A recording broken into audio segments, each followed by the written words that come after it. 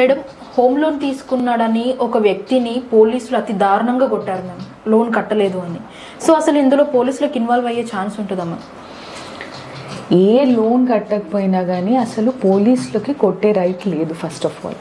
Okay, unless until అది ఏదైనా criminal offence అయ్యి అక్కడ పోలీసులకి నార్మల్ పీపుల్కి చాలా పెద్ద గొడవలు అయిపోయి ఓకే లాఠీ చార్జ్ చేసే సందర్భాల్లో తప్ప యూజువల్లీ అంత ఈజీగా పోలీసుల ఇన్వాల్వ్మెంట్ ఉండదు సివిలియన్స్ మీద చేయడానికి.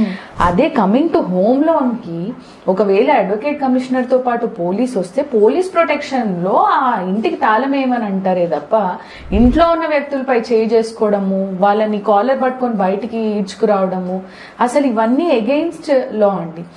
సో ఇప్పుడు ఏదైతే హోమ్ లోన్స్ కట్టలేని పరిస్థితుల్లో ఆ ఆప్షన్ నోటీసు, పొసెషన్ నోటీస్ ఇచ్చినప్పుడు అడ్వకేట్ కమిషనర్ యూజువల్లీ పోలీసులను తీసుకొని వెళ్ళడం జరుగుతుంది. ఎందుకు? ఇంటికి సీల్ వేయడానికి, తాళం వేసేసి ఒక ముద్ర వేస్తారు. ఓకే, ఇది మేము బ్యాంక్ వాళ్ళు వాళ్ళ ఆధీనంలోకి తీసుకున్నారు అని.